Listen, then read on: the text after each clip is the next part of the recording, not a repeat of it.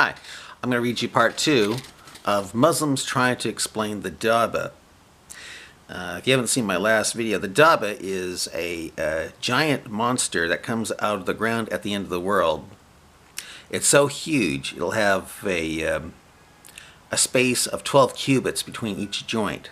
So you're talking about something bigger than Godzilla. I tried to draw it by reading the description of how this thing, and I came up with, this is the thing I came up with. Yeah, it's got camel legs, it's got the flanks of a cat, it's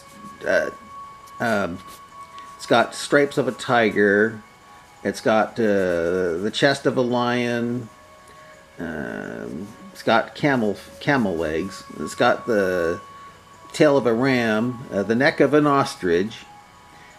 Yeah, neck of an ostrich, ears of an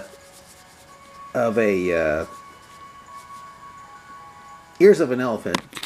I don't know if those are elephant ears or, I mean, African elephant ears or Indian elephant ears. It's got horns of a stag, head of a bull, and pig eyes. Yeah. And it's gonna somehow, with its camel toes, it's gonna be able to hold the little staff of rod of Moses, and it hit you in the face with it. It's gonna write believer on your forehead, and it's gonna hit you on the face and write unbeliever on your forehead. But when it hits your nose, if you are an unbeliever, you'll turn black, and you'll eventually go to the hellfire. But if you are white when it touches, it doesn't with the ring of Solomon or something like that, you'll turn white and you'll go to paradise. So anyway, but it starts from Quran 27, verse 82, where it mentions the Dabbah. It says this, and it's from the ant. Okay, and when the world is fulfilled against them, and just as mentioned, it's Allah, shall produce from the earth a beast to face them or greet them. He will speak to them. So this thing is going to be able to talk, even though it's got a bull mouth. It'll talk. For that mankind did not believe with assurance in our signs. Okay, but anyway, I'll now continue to read part 2 of how a Muslim trying to explain the Dabbah here. Okay, the places of emergence where this thing is going to come out of the ground here. Okay. Many opinions have been expressed as regarding the place the Dabbah will come out from. A few are listed. 1, it will come from the al-Masjid al-Haram in Mecca. In other words, it'll come out of the Kaaba. Well, if it comes out of the Kaaba, it's going to destroy the Kaaba because that's how huge it is. This opinion is based on the hadith reported by Tabrani, on the authority of Huzafia bin Usaid. 2, some scholars believe it will come out from the Safia in Mecca. 3, it'll come out 3 times from some desert and then go back into hiding, then from some village, and finally from al-Masjid al-Haram, then finally from the Quran. Finally from the Kaaba, that Borg-like cube out in the desert of Mecca. Well, it's in Mecca right now. Okay. There are many other opinions. Most of them report that it will come from the Haram of Mecca. Ibn Quturbi's book Tazkira and Muhammad al-Barzanji's book, I can't pronounce it. Barida said, the Prophet, Paba, took me to a place in the desert near Mecca. It was a dry piece of land surrounded by sand. The Prophet Paba said, the beast will emerge from this place. It was a very small area. Yet the Dabbah is going to be huge. And here's the Arabic for it.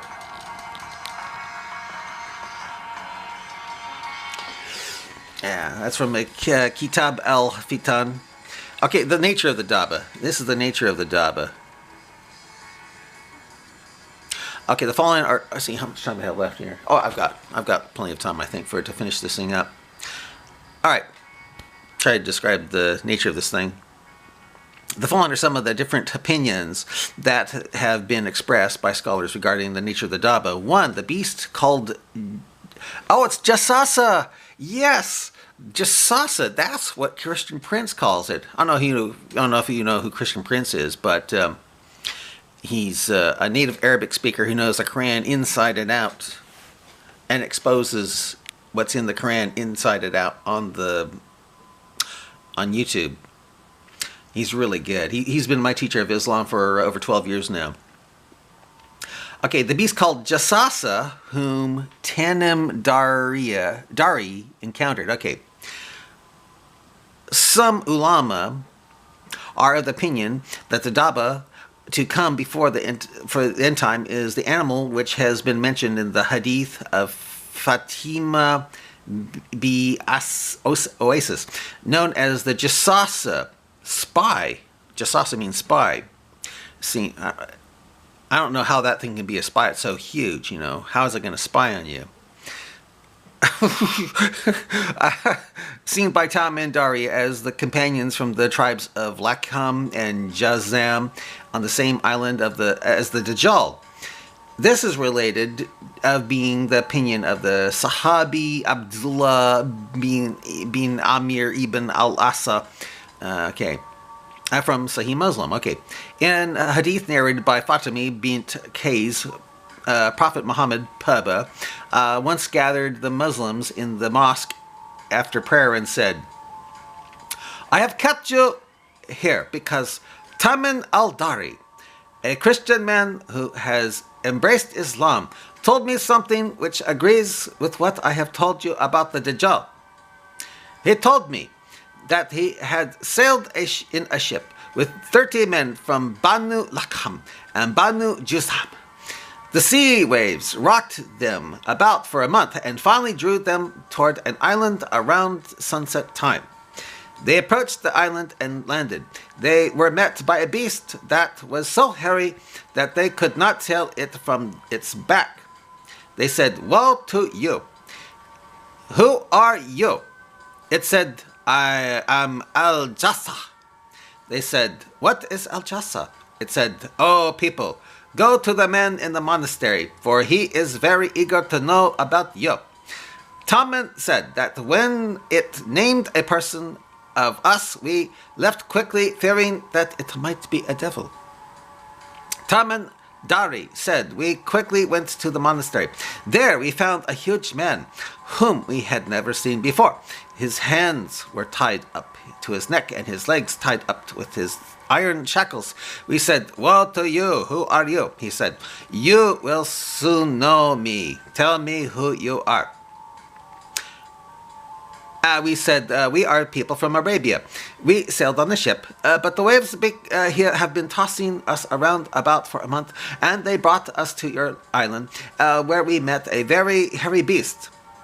It said, I am al-Jassa.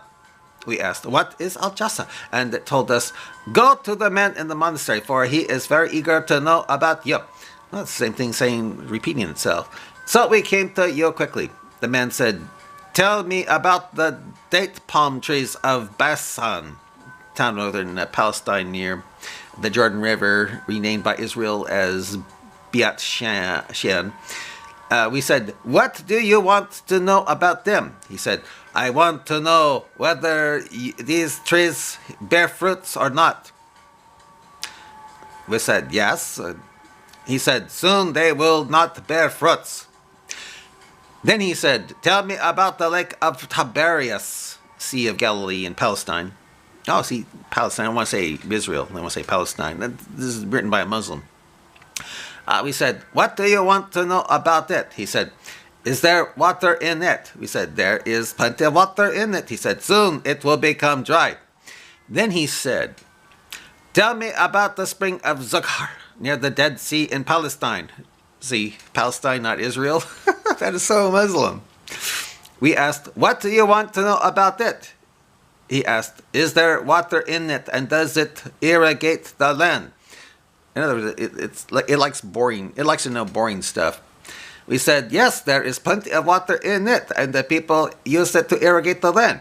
Then he said, Tell me about the illiterate Prophet Muhammad Paba.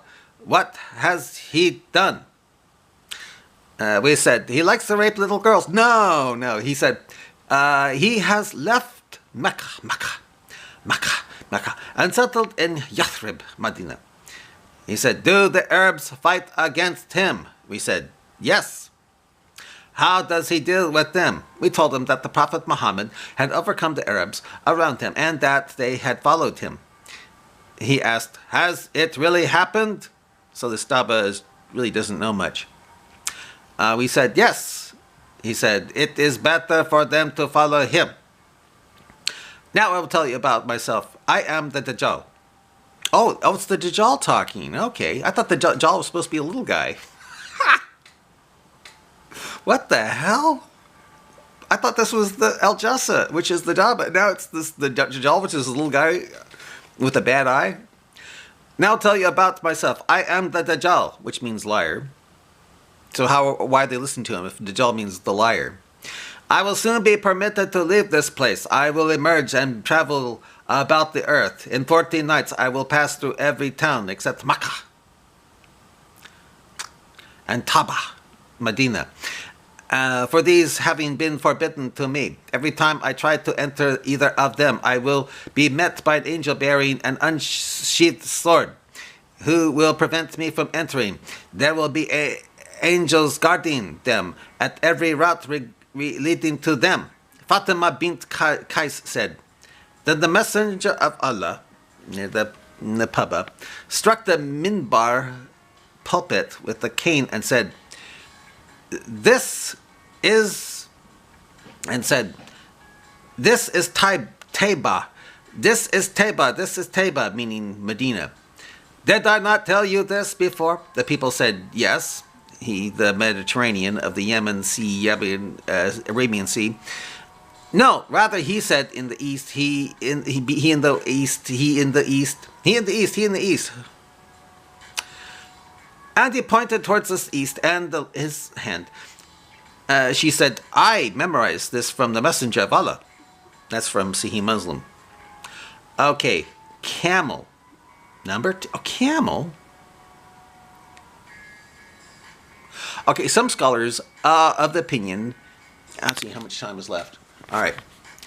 Some scholars of the opinion that it is the young of the she-camel of the Prophet Salih.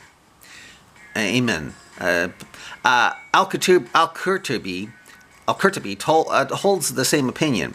He writes in his commentary of the Quran, the first opinion regarding the Dabbah is that it is the young of the she-camel of the Prophet Salih. Okay, opinion explained. The people of the Talmud were Arabs who lived in a couple of hundred years from the Prophet Noah in a place called Hijri, which today is known as Madain Salih, in the north of Arabia near Tabuk. Blessed in provisions and livelihood, their land was fertile with green gardens and running springs, and they skilled carved spacious houses out of mountains. They were ungrateful to Allah as they worshipped the stone idols that they carved of their own hands. Thus Allah honored Salih from amongst them by choosing him to be a prophet to the people of Thamud, to bring them out of the darkness into light.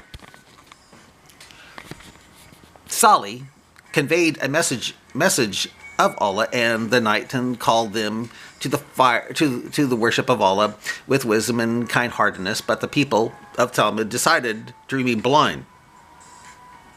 Wanted to believe that the sun actually never set, I guess. Finally, they, like the communities before them, asked to see a miracle. They said, "Oh, Salih, take out a 10-month pregnant she-camel from a mountain, which then gives birth to a young that has the same body and stature as the mother." Even after seeing this miracle, they refused to believe. The she-camel was a sign of Allah, very large and unusual in form, and the people were warned that they would be destroyed if they mistreated it. All the other animals were afraid of the Prophet Salih's camel and would run away whenever she and her young offspring came to drink water. Thus, bounds were arranged. However, After a very short period, they broke the agreement and decided to kill the camel of Allah. A group hid waiting for the camel on its return from the well and its offspring, shooting an arrow and injured it, and finally killed it, paving the way for the destruction of the entire community. On seeing its mother in trouble, the offspring fled to the mountains and disappeared. The offspring referred to it in the second opinion. I've got to end it here. Bye.